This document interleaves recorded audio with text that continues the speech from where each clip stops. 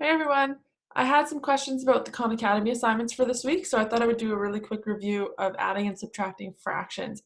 So one of the questions that you have for this week, or it's a sample question, this is called visually it's called visually add and subtract fractions. That's like the heading that I'm showing you right now.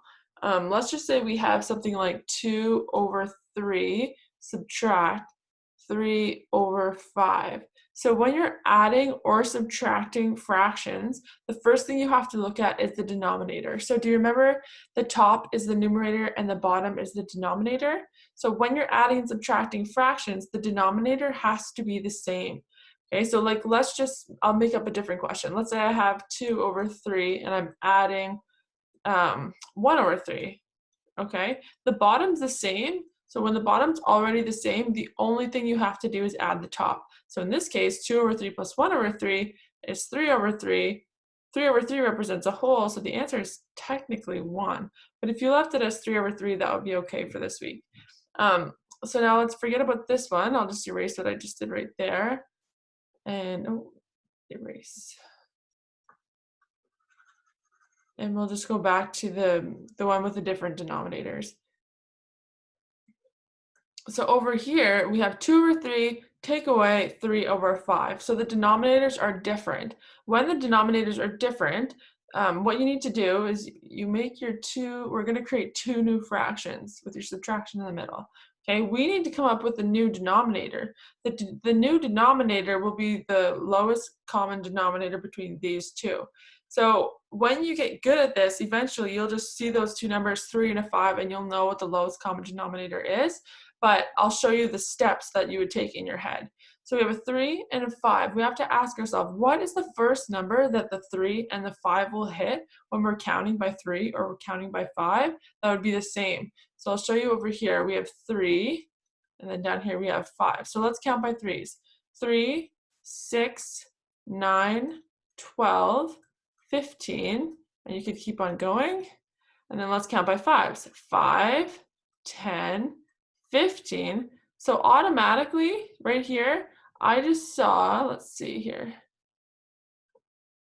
this 15 here and this 15 here are the same, which means that 15 is the first number that both the 3 and the 5 will go into.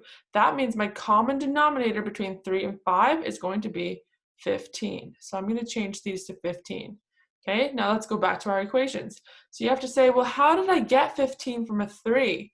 To get from 3 to 15, I had to multiply that 3 by 5.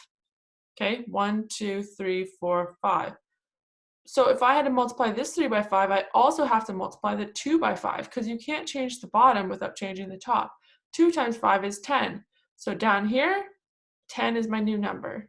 Okay, 10 over 15 is equivalent, which means it's the same as 2 over 3. Okay, if you were drawing those, the amount that you would have shaded would be the same. 2 over 3 and 10 over 15, they're equivalent. They mean the same thing.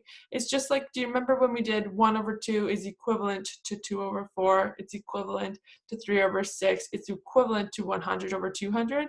It's the same idea, okay? So let's do the same thing here. I'm gonna give you just about 10 seconds to see if you can figure out what this would be. Maybe you can just do it in your head. What do you think this top number would be?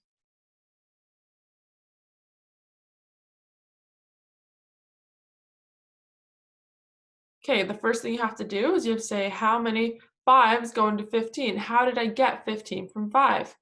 I had to times that by 3. Okay, now we do the same thing. You can't change the bottom number without also doing the same thing to the top. 3 times 3 is 9. So now I'm going to go ahead and subtract. 10 over 15 take away 9 over 15 is 1, because 10 take away 9 is 1, over, and when we add and subtract fractions, we do not change the bottom. Okay, so 1 over 15.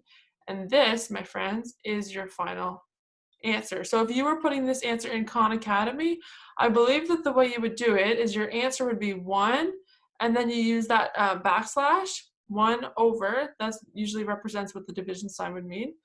The division sign, like for the fraction, 1 over 15, and then you would submit that answer. So I hope that helps. If it was an addition question, everything would be the exact same thing. The only thing that would change would be, instead of doing 10 in this case right here. If it was addition, it would be 10 plus 9. But everything else would be the exact same if you were adding or if you were subtracting. So I hope this helps. And if you have any questions, go ahead and send me a message, and I'll gladly help you anytime. Just give me a call on Zoom or send me an email. See ya.